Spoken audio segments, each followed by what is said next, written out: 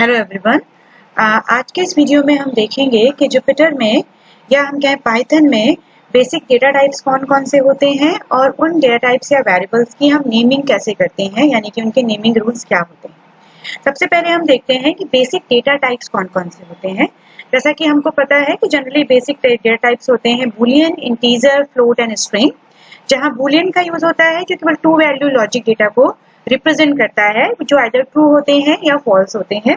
True 1 को represent करता है और फॉल्स 0 को रिप्रेजेंट करता है, और इसे बूल से रिप्रेजेंट किया जाता है, यानी किसी वेरिएबल को अगर बूलियन लेना है तो बूल कीवर्ड का यूज किया जाता है। वैसे ही इंटीजर, जहाँ पे हम नंबर्स के साथ काम करते हैं, ये नंबर पॉजिटिव नंबर्स भी हो सकते हैं और नेगेटिव नंबर्स भी हो सकते हैं, और इसे INT के थ्रू रिप्रेजेंट किया जाता है। तीसरा डेटा टाइप होता है फ्लोट डेटा टाइप, जहाँ पे हम डेसिमल नंबर्स या हम कहें रियल नंबर्स को हम यूज करते हैं, जहाँ रिप्रेजेंट करने के लिए हम यूज करते हैं float keyword, similar as the name suggested. And string एक वेरिएबल होता है जो कॉम्बिनेशन ऑफ कैरेक्टर्स होता है, जिसे हम सिंगल कोट या डबल कोट के थ्रू रिप्रेजेंट कर सकते हैं। जरूरी नहीं है जुपिटर या पाइथन में कि हम डबल कोट ही यूज करें या सिंगल कोट ही यूज करें, हम दोनों कोट्स का यूज कर सकते हैं किसी भी स्ट्रिंग को रिप्रेजेंट करने के लिए। और इसे रिप्रेजेंट करने के लिए str कीवर्ड का यूज किया जाता है।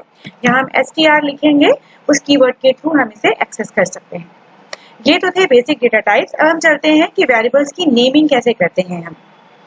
आपको जब वेरिएबल का नेम देना होता है तो it should be short and descriptive that represent the motive of declaring the variable simply, and variable can be named alphabetically, यानी हम अल्फाबेट्स का यूज करते हैं वेरिएबल को नाम देने के लिए। तो यहाँ पे हम देखेंगे, सपोज हमने एक एग्जांपल लिया है, हमने लिया है age equals to 25।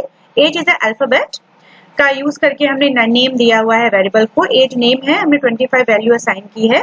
प्रिंट का यूज हम कर रहे हैं वैल्यू को प्रिंट करने के लिए। आप रन करेंगे तो आपको आउटपुट मिलेगा 25। अब जरूरी नहीं है कि ये स्मॉल लेटर ही हो, आप इसको कैपिटल लेटर की तरह भी यूज कर सकते हैं। सपोज मैंने वैल्यू को चेंज करके 34 किया, हम रन करेंगे तो वैल्यू शुड बी 34। हम यहाँ पे नंबर्स का भी यूज कर सकते हैं, एज 2 भी यूज कर सकते हैं, तो भी आपको आउटपुट वही मिलेगा। यहाँ पे आप 2 कर दीजिए, यानी कि हम नंबर्स को अल्फाबेट के साथ यूज कर सकते हैं, but first letter of the variable must start with the alphabet. अगर आप वेरिएबल का नाम दे रहे हैं तो फर्स्ट लेटर अल्फाबेट ही होना चाहिए। यानी अगर आप एज दे रहे हैं तो 2 एज आप यूज नहीं कर सकते, आप एज 2 यूज कर सकते हैं बट 2 एज यूज नहीं कर सकते। अगर आप ऐसा करते हैं तो आपके पास एक एरर मैसेज आएगा कि ये क्या है, इनवैलिड सिंटैक्स है, because the first letter of the variable must start with the alphabet. तो इसलिए यहाँ पे हम first letter can not be a number. Number के अलावा हम अंडरस्कोर यूज कर सकते हैं एज अ फर्स्ट कैरेक्टर, यानी आप चाहो तो यहाँ एज के पहले अंडरस्कोर लगा सकते हैं, वो वैलिड है, वो वर्क भी करेगा, but it is not a good practice to name the variable. कभी कभी हम मिस कर जाते हैं जब हमें इस तरह की नेमिंग करनी होती है, इसलिए better to not to use underscore at the front of naming the variable. But आप बीच में यूज कर सकते हैं, लाइक अगर आपको डिस्टिंग्विश करना है किसी वेरिएबल के नाम के बीच में, like roll number, you do not want to merge roll and number, तो आप बीच में अंडरस्कोर यूज कर सकते हैं, like roll underscore number and print roll number. तो ये इस तरह से वर्क करेगा। बट एक्सेप्ट अंडरस्कोर कोई और कैरेक्टर आप चाहो यूज करना, स्पेशल कैरेक्टर, तो ये वर्क नहीं करेगा, एरर मैसेज डिस्प्ले करेगा। तो यहाँ केवल अंडरस्कोर ही ऐसा वेरिएबल है जो हम यहाँ पे यूज कर सकते हैं।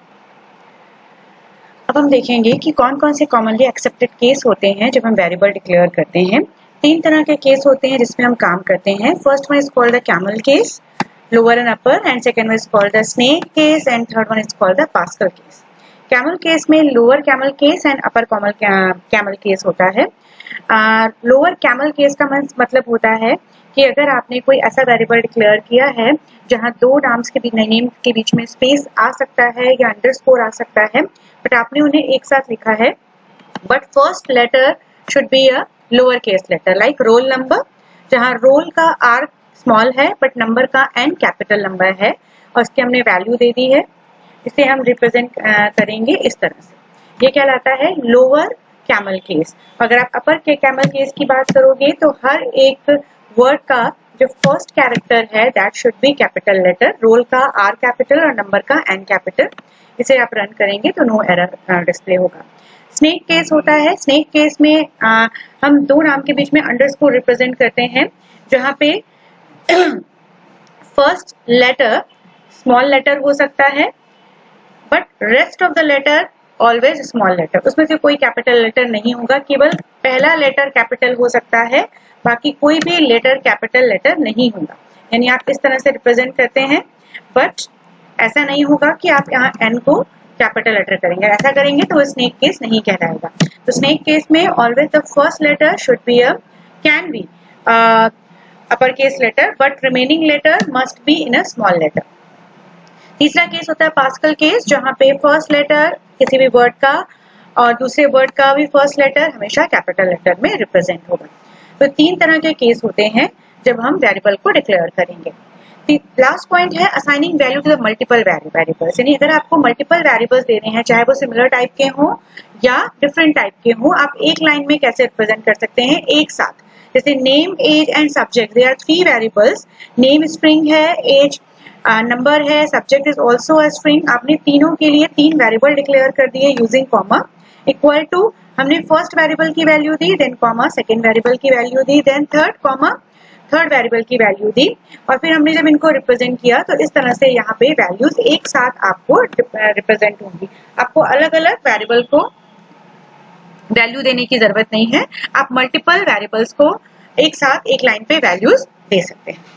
तो ये पूरी डिटेल थी किस तरह से डेटा टाइप्स हम जुपिटर या पास्कल में यूज कर सकते हैं। So thank you so much for watching the video.